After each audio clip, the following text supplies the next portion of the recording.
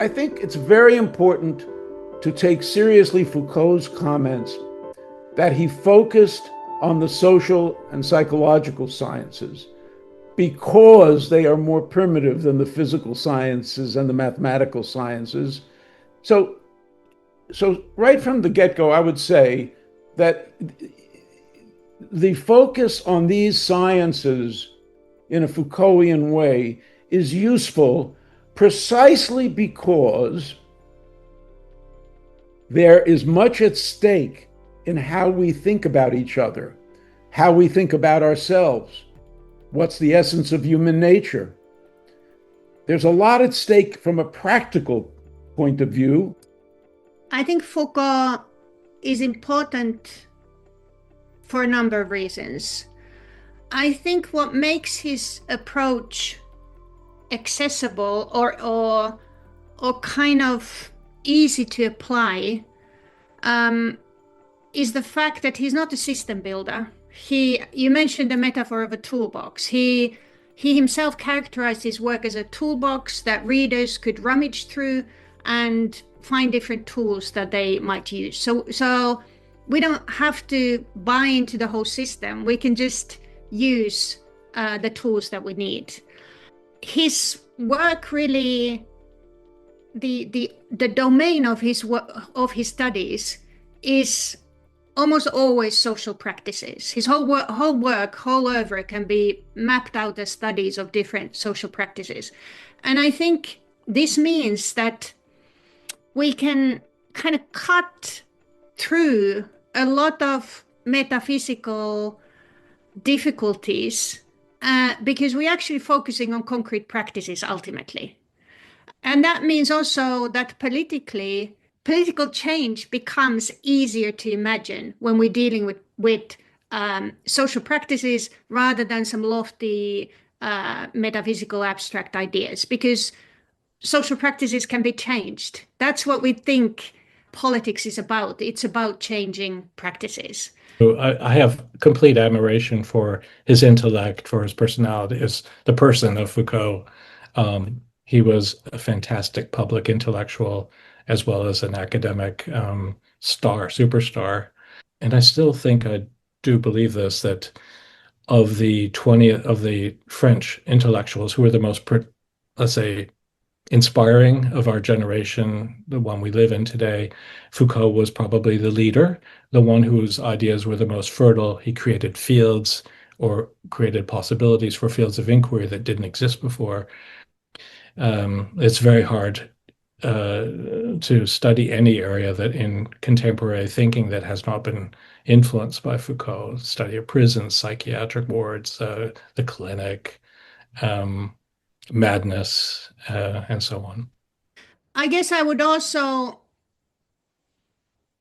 emphasize his methodological innovations. So Foucault's studies are almost always histories. They are histories of some phenomenon that typically we are used to that typically we take for granted. We wouldn't problematize, such as the prison. We think that there's always been prisons. This is, of course, how we deal with crime. What else would we do? And Foucault's histories show how this is actually a fairly recent phenomenon, fairly recent way of dealing with what we think of as criminals, a specific practice of punishing that has a fairly recent origin. And that, of course, then can make the reader suddenly see their own culture and society as kind of strange. There's ideally this moment of estrangement where things that we have taken for granted suddenly aren't anymore. And I think a lot of philosophers, not just Foucault, but a number of philosophers would characterize philosophy along these lines, that it's trying to question things that we take to be self-evident. It's trying to problematize things that we didn't think were even there, trying to bring things visible and make them objects of our critical reflection. But I think Foucault's come up with a pretty effective method for doing that through his, what he calls his genealogy, histories of the present. I regard Foucault as a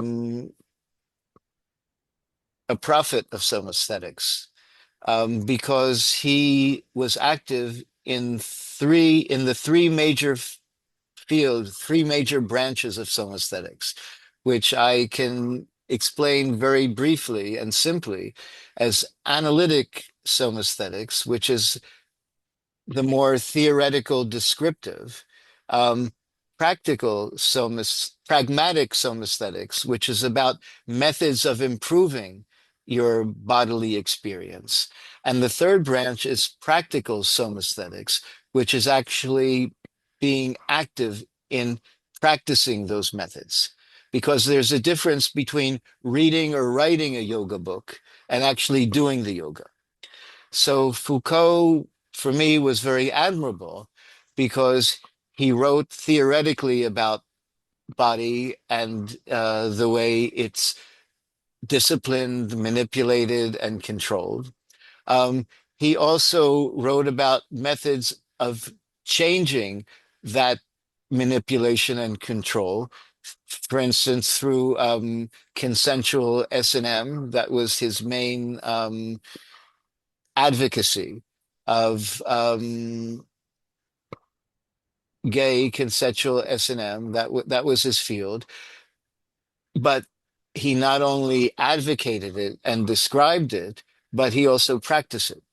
So there was someone who not only talked the talk, but walked the walk. And, that I admire very much because for me, philosophy, to be serious and real, it has to be lived. Otherwise, it's just some kind of literary genre that may interest a few people, but its power, at least as Socrates introduced it, was about how to live a better life and be an exemplar for other people to live better lives.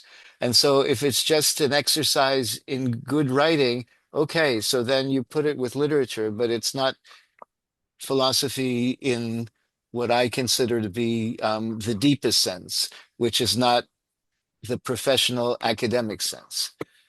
We think about we're seeking the truth. But Foucault's point is that in seeking the truth, even what we consider reason and our reasoned approach to the truth is often contaminated with our values and so on. He doesn't want to talk about it quite that way because he thinks it could trivialize it, but I think it's fair to talk about it that way. So for instance, what is a disorder and what's not a disorder? Well, if a disorder, a medical disorder, requires that something in us is not working the way it was biologically designed to work, then we have to have a notion of how we're naturally, biologically designed in order to make that judgment. But Foucault would say, and I quite agree, a problem arises that each culture, to enforce its own values, to create a sense of cohesion around a shared vision of what a good life is so that they can work for that and exclude those or punish those who violate its tenets.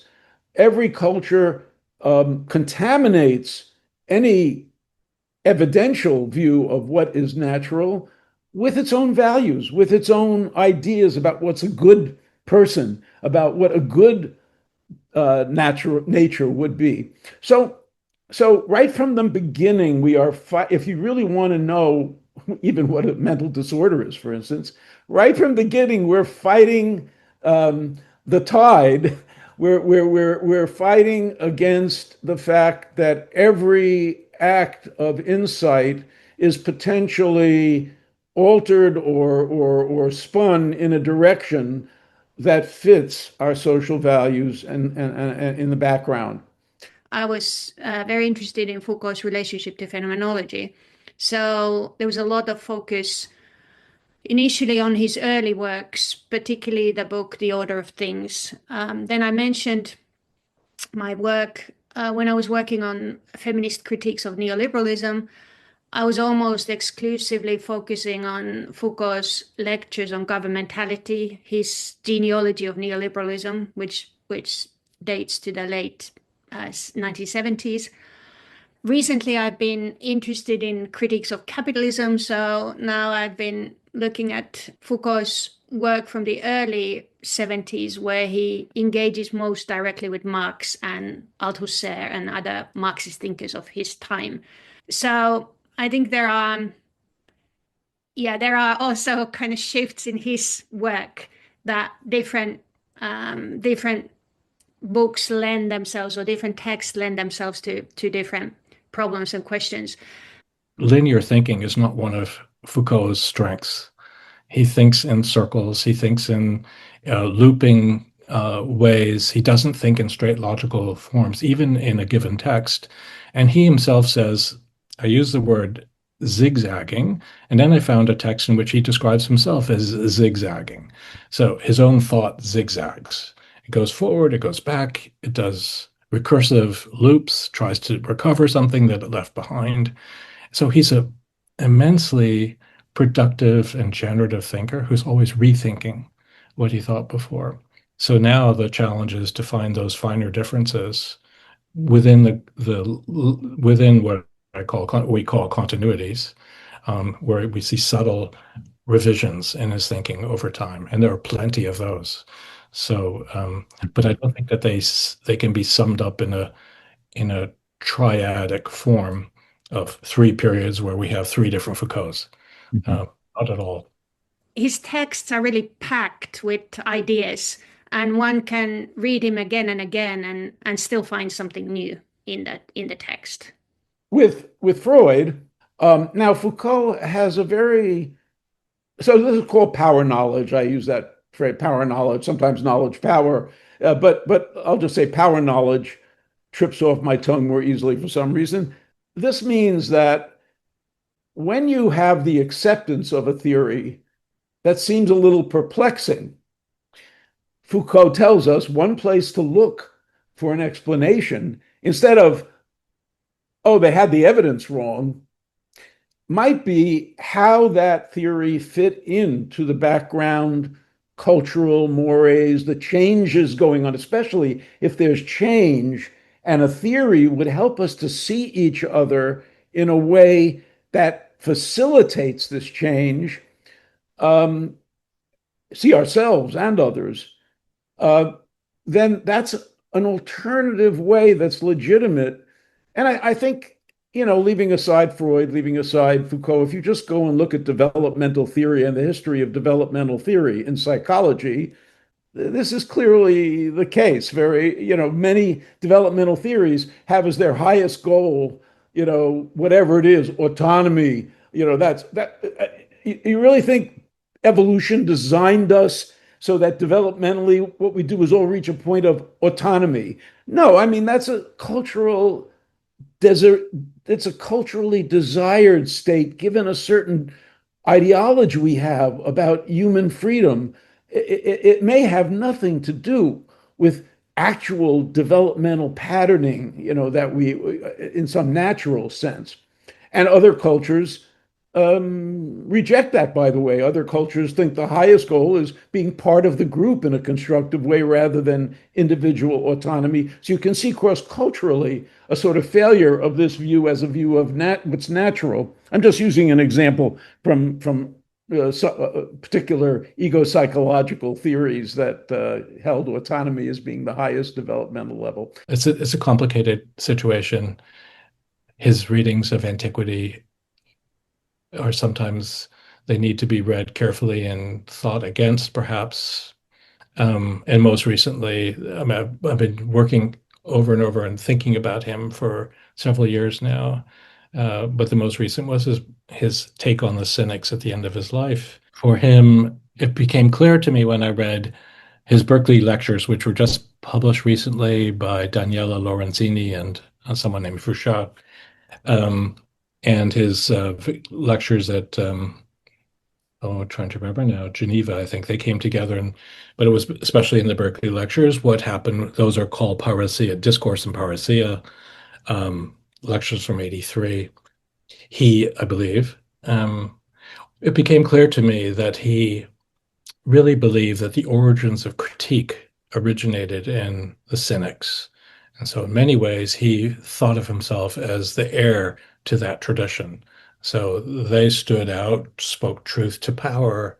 Famous image that we get from Antiquity of Diogenes comes out of his barrel, is sitting in the sun, and then Alexander the king comes to him, and he stops him and asks him what he's doing, and Diogenes says, "Get out of my sun, you're blocking me." So the perfect kind of anti-tyrannical, um, free speech with uninhibited, um, and taking a risk perhaps with his life, in the end being rewarded by centuries and centuries and millennia really of attention, and never was put to death the way Socrates was, which already raises a question: why did the ancients tolerate Diogenes, and why did they not tolerate Socrates? And some scholars have asked whether Socrates was more dangerous than Diogenes. So Foucault takes that notion of critique, runs it through all the way to Kant, and then critique of critique through Nietzsche and himself, and radicalizes it. But in the process, he ends up somewhat idealizing the Cynics. And, well, going back to the question of discourse, he seizes on the notion of parousia, which means saying all. And then his point is that parousia ultimately is not just about saying all, but saying true things. And it's not about just saying true things, but living truly and living an embodied existence. And then ultimately, parousia becomes a kind of ontological attribute of a critic living in society. What happens at the same time is that some of the most disreputable features of the Cynics fall away. Their body demeanor, he doesn't ignore them, but they're not as important. They're not as scandalizing as the scandal of truth. Mm. I find that hard to digest, because it is a very one-sided, slightly narrow reading of what the Cynics are capable of. As far as I'm concerned, they didn't have a robust theory of truth. Walking backwards through Athens doesn't make a true or false statement. Right. So what do we do with that problem? Yet at the same time, they're working with gestures, but language becomes gestural, and language as a gesture is irreducible to easy meaning. So it's a problem that I don't think he solves very easily, but it's an interesting one. And so here's the dilemma with Foucault. You may disagree with his readings, but he does get you to go back and look at these very interesting materials. And Foucault has been a kind of boon to classical studies because he's brought attention back to this extraordinary rich heritage that goes all through late antiquity. This notion that Foucault returned to antiquity, or rather turned radically to antiquity in 1980, in his Collège de France lectures for 4 years, the last years of his life, is actually not true. He was constantly feeding off of ancient traditions all the way through from the 50s. Now his lectures and notes on Nietzsche and on the anthropological question are coming out in French, and they'll be out in English someday. And they show that he was constantly dealing with the ancient inheritances, partly filtered through Nietzsche, but not always.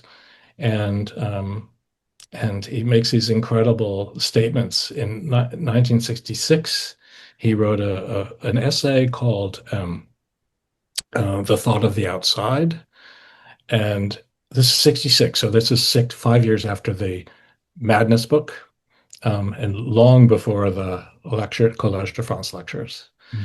And he says that it is by reading Kant that it brings us back to the ancients. And he uses this phrase, in their most matutinal thought.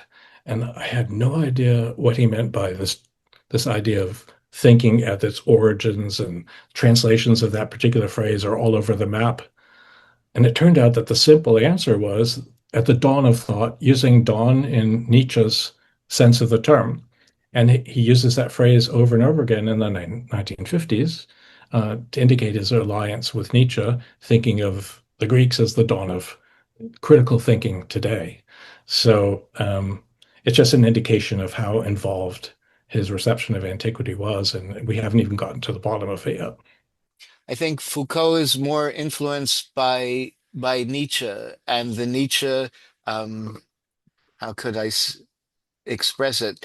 Scorn, the Nietzsche scorn of the ordinary hoi polloi everyman, that we're, if you're not like a super genius and deviate in a dramatic way, then you're just one of the sheep, one of the herd, with the herd mentality. So in the American pragmatist tradition, we don't have that scorn for ordinary people and ordinary expression. I think Foucault has been most useful and could be most useful for forms of critical theory, because his conception of power, I think, is very useful for that kind of critical work. And particularly his critical concern that identity categories themselves are constructed in networks of power. If you look at the Oedipal theory and are bewildered by why it should gain such widespread acceptance, why it should influence a whole century of human beings, why clinically thousands and thousands of patients had their suffering interpreted in terms of their Oedipal longings, frustrated Oedipal longings, hopefully, then the place to look for Foucault is a power knowledge.